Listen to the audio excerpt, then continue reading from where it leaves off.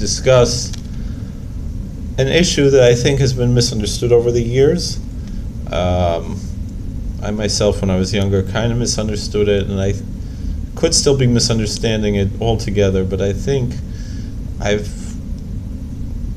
we can discuss certain aspects of this to try to come to a better understanding, even if it's not 100% proper. It's still worthwhile to try to work on it. Really, although it goes back a bit further, but since the late 60s and early 70s, there's been a big popularity of what they call the ancient astronaut theory or ancient alien theory. That the proposal of the theory is that much of what we consider religion is a misunderstanding of extraterrestrial beings who have visited this planet. They point to things like cargo cults. One example right now, Prince Philip of England is quite ill. There's a cargo cult that worships him in the Pacific. There have been cargo cults that, after seeing an airplane land during World War II, and it's the only time that an airplane ever landed on that island, and then they would make fetishes of airplanes to try to call this great being back to visit them again, and they felt that by making these things, they would invite this, what they would consider to be a supernatural being, to come back. And we sit back and we laugh at these primitive people who don't understand what the world's all about. There's another one, there's the John Frum cult. We could talk about John from America. He's going to come and be the Messiah, and that's what they're looking forward to. And there's a song about it where at the end they said, well, you white men, you've been waiting for 2,000 years for someone to come back, and so are we so different? Not who we're waiting for, but who many people are waiting for.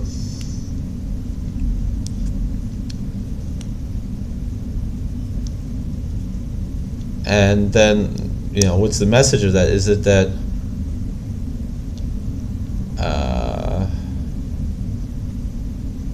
is that we're all just harking back to some primitive time when we misunderstood people who came from other planets, and we were fooled to believe that they were angels or gods or something when such things don't exist, and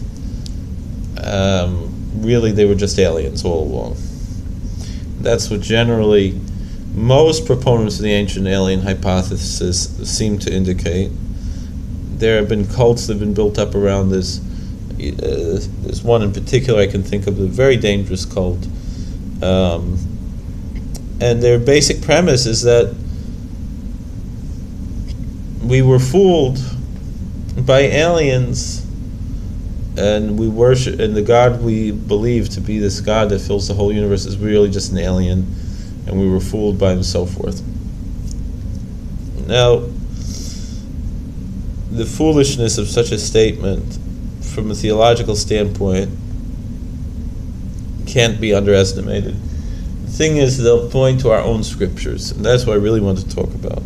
And something I spoke about in other videos, Elijah going up in a fiery chariot. Ezekiel's vision of the wheels is the one they love to point to.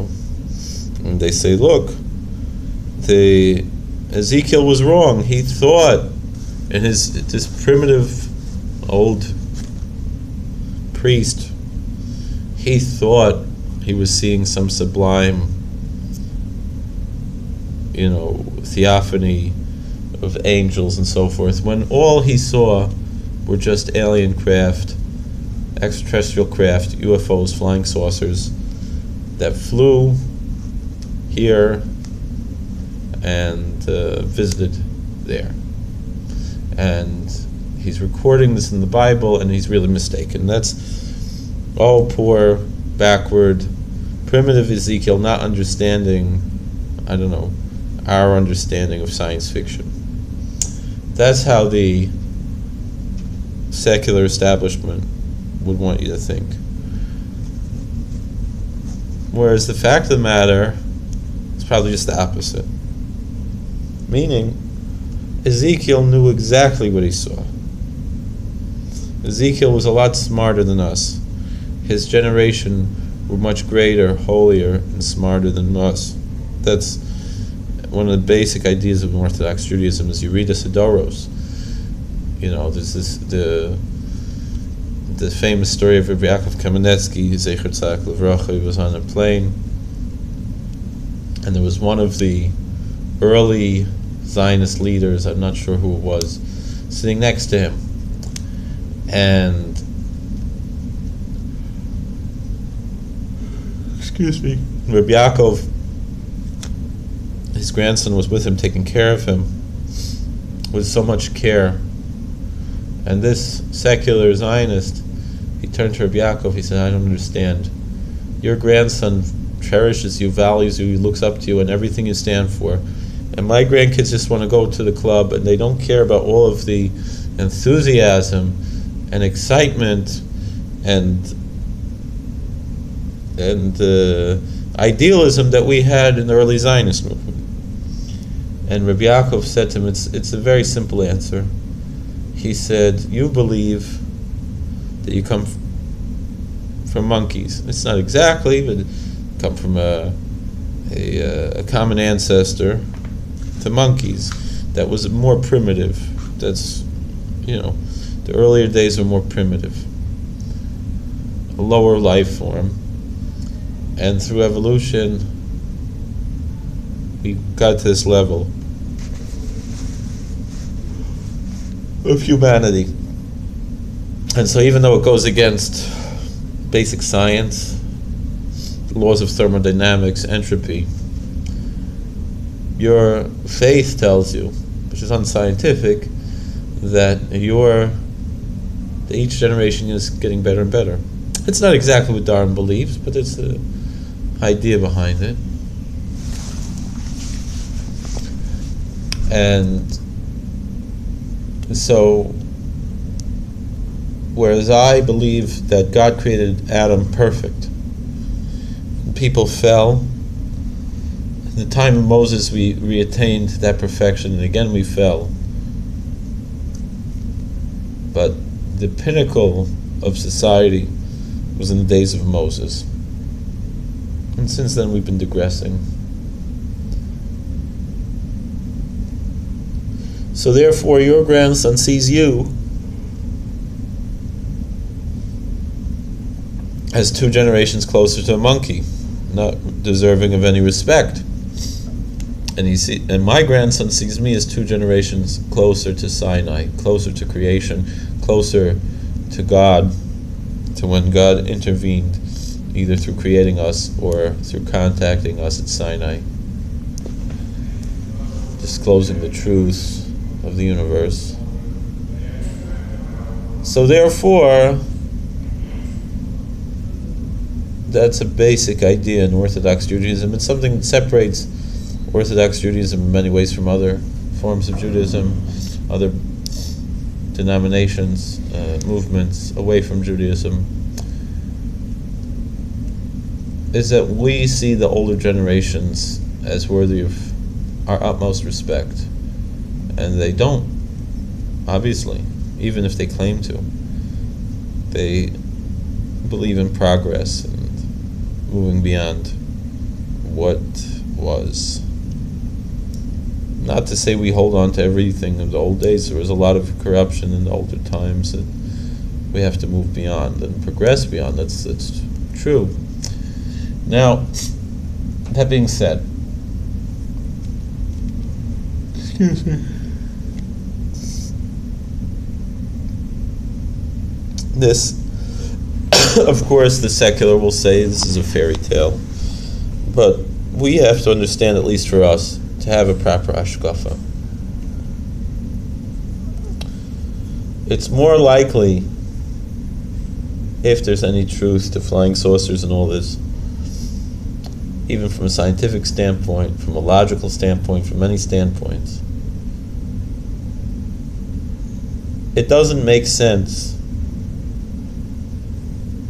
for extraterrestrial beings to get on a ship and take millions of years to travel to this little blue marble. It doesn't make sense. There's no reason for it. Especially intergalactic or even interstellar travel. To fly the way we fly, even if you could attain light speed, it still takes so much time that it's not worth it.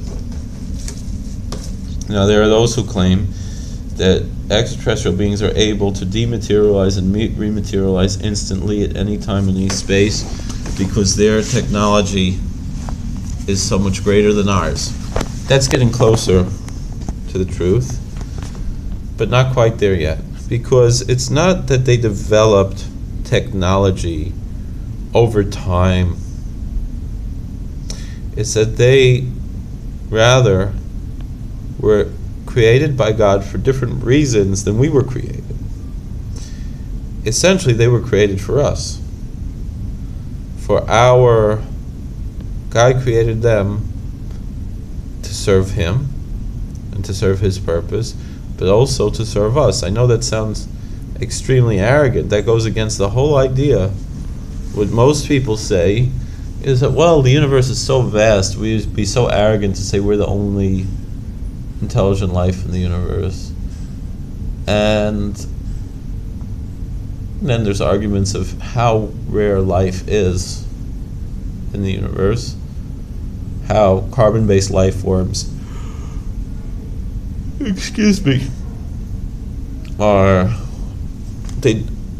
scientists will tell us that they are all descended from one original organism,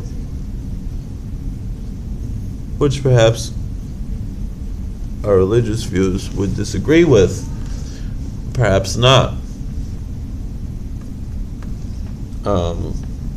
But science makes this claim. So that means that the development of carbon-based life really only happened once and then evolved, according to science, on Earth, and evolved into so many myriad different types that we know today, all from one singular event. Because the chances of even one singular organism developing by accident are infinitesimal. The scientists will just say, but we're here because we are aware of it, but when you take out the deeper meanings behind these things, we fail to recognize much deeper truths. And things can happen in ways that are much different than we understand in mainstream science, mainstream physics, although now there's more and more evidence, quantum physics and so forth, of things that are well beyond what we understand. And so the mistake that people think is that these flying saucers have flown for millions of light years just to come to visit us, and Ezekiel just happened to see one of them flying by, and he wrote this whole embellished story about his vision. Others, of course, would say that the whole thing of Ezekiel was a vision and was not something he saw with his physical eyes, which I would contend is most likely true. Many current-day contactees say they get into a meditative state, an astral body. It's a spiritual experience, not a necessarily physical experience, but sometimes can manifest in the physical world as well. But there's more. There's much more to discuss, but the main point I want to make of this video is it's not that Ezekiel made a mistake and we know now what he really saw. It's just the opposite. Ezekiel knew exactly what he saw. And we are mistaken about what we saw. Now, is it possible that these are craft that originate in other solar systems or even other galaxies and who visit us and do have some kind of physical manifestation that they can dematerialize and rematerialize? Yes. But they were all created by the one God for the purpose of serving Him, for the purpose of praising Him, and for the purpose of serving us and teaching us. And we are really the purpose of all of them. They understand their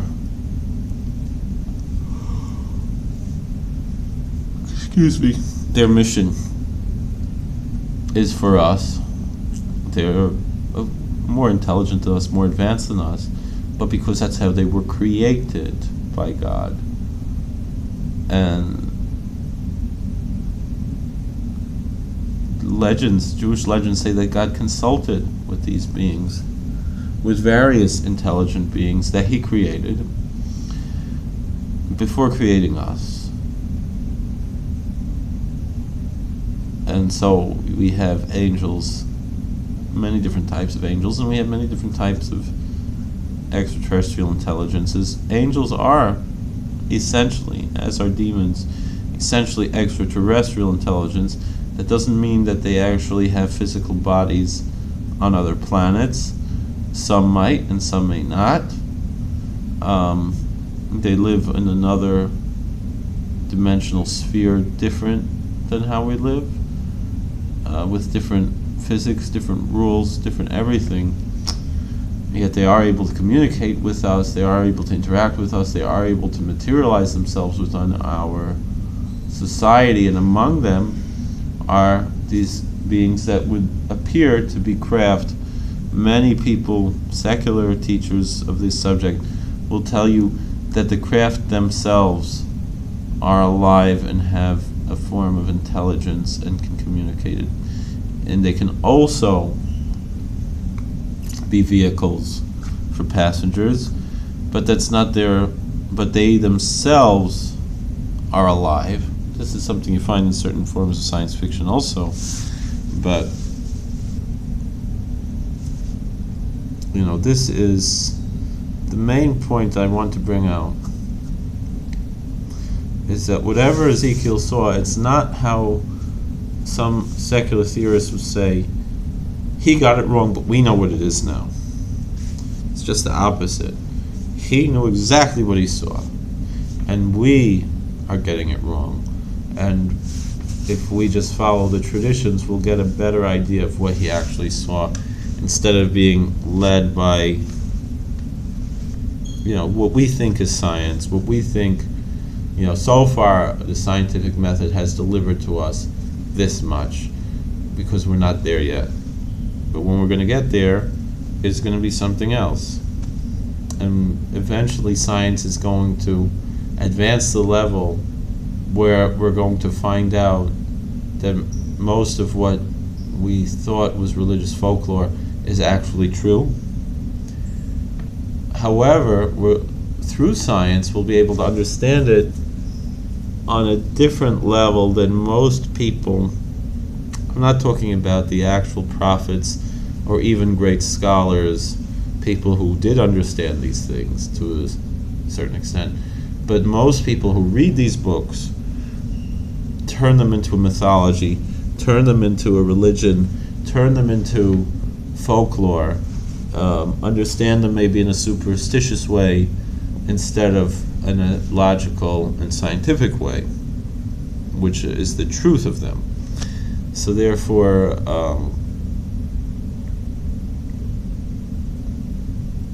it's not they're finally catching up to us, it's we're finally catching up to them. That's, all of these things in quantum physics and things are pointing to, and psychology and all kinds of sciences are reaching religious truths that have been known, and yet the powers that be have been trying to deny. And so I think that's what a big aspect of people have been fooled by this ancient astronaut theory, and not all of them believe this. I mean, Von Daniken has said that he believes in God. He just doesn't believe that God needs a flying saucer to get here, and that so therefore the people encountered other things, and true that people made mistakes worshiping angelic and other extraterrestrial beings, angelic or demonic beings that were not worthy of worship, and yet have been worshipped throughout history.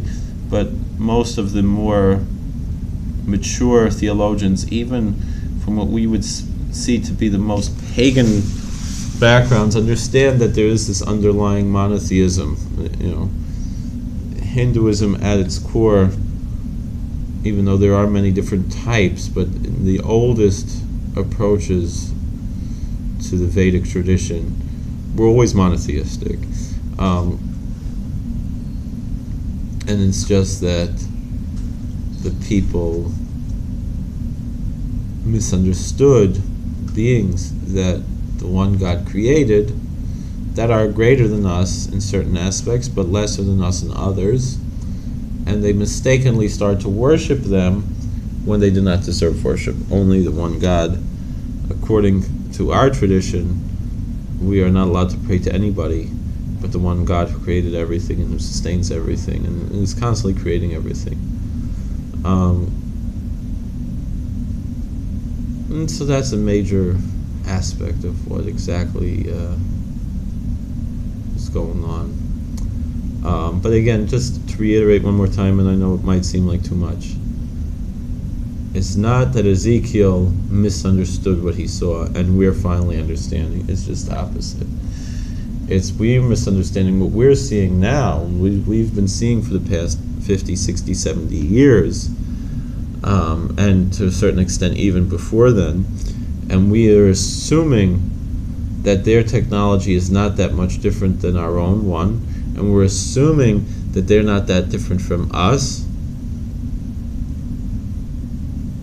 And the thing is, these beings are radically different than us. God created them for a radically different purpose than why he created us.